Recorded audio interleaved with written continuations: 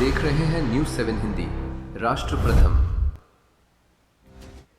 नमस्कार, मैं हूं प्रशस्ति तिवारी। आप देख रहे हैं न्यूज 7 हिंदी।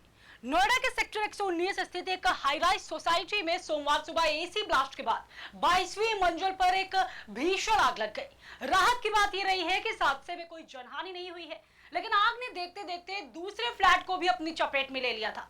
मौके पर फायर ब्रिगेड की 6 गाड़ियों ने कड़ी मशक्कत के बाद आग पर काबू पाया है।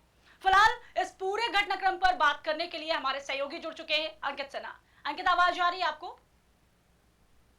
जी हाँ, आवाज आ रही है। क्या मेरी आवाज आ रही है? सबसे पहले ये जानना चाहेंगे कि आग लगने की जो शुरुआती वजह थी वो क्या थी? मौके पर अभी की स्थिति कैसी बनी हुई है?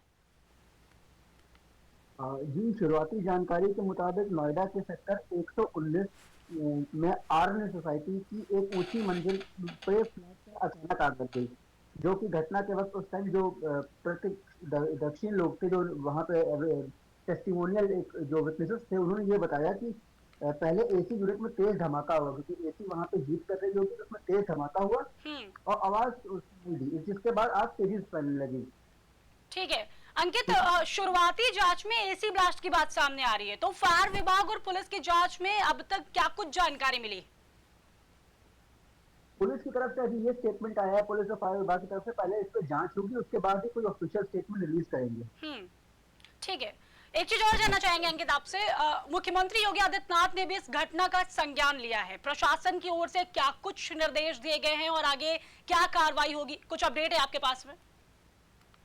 मुख्यमंत्री योगी आदित्यनाथ जी ने अभी तत्काल संज्ञान लिया है और कई बड़े अधिकारी मौका घटनास्थल में पहुंच चुके हैं और उन्होंने ये कहा है कि जो जितने पीड़ित हैं, जिनको जिससे अगर किसी पे कुछ आँच आई है तो उनको तत्काल प्रभाव से अस्पताल भेजा जाए और उनकी पूरी इलाज की जाएगी और तुरंत जांच के आदेश दे दिए गए।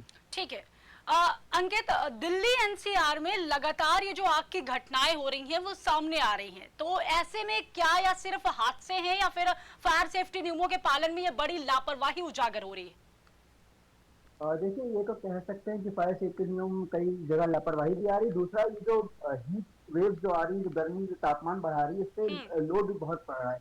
कई फायर ट्रांसफार्मर्स के किलोवाट कम है और उनके एरिया में एसी यूनिट ज्यादा है, तो उस पर भी लोड पड़ता है ट्रांसफार्मर्स सब पे। यही कारण होता है शॉर्ट सर्किट और ब्लास्ट का। ठीक है, एक आखिरी सवाल और पूछना चाहेंगे अंकित आपसे।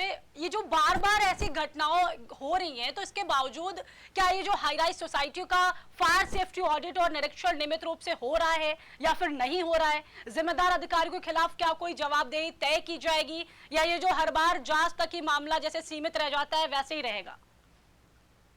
देखिए, ये तो एक जांच का एक अहम विषय होगा कि संबंधित सोसाइटी में fire NOC, fire alarm, sprinkler system, hydrant system, fire safety के जो बेसिक वो होती है टेक्निक्स की, फायर ट्रक कैसे भागे या ट्रेनिंग जो होती है, वो तो देना एक कंपल्सरी वो है।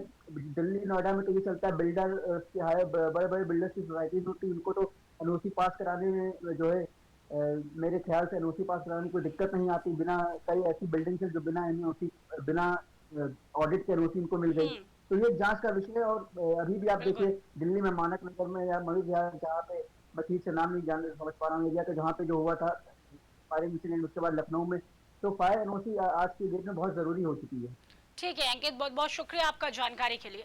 फिलहाल राहत की बात इसमें यह है कि हादसे में किसी के हताहत होने की कोई खबर नहीं सामने आई है, लेकिन एक बार फिर एसी ब्लास्ट और हाई राइज इमारतों की फायर सेफ्टी को लेकर कई तरह के गंभीर सवाल खड़े हो गए। फिलहाल अब सबकी नजरें जांच रिपोर्ट पर रहेंगी कि आग की असली वजह क्या थी और भविष्य में ऐसे हादसों को रोकने के लिए क्या कुछ प्रशासन जो है वो कदम उठाता है।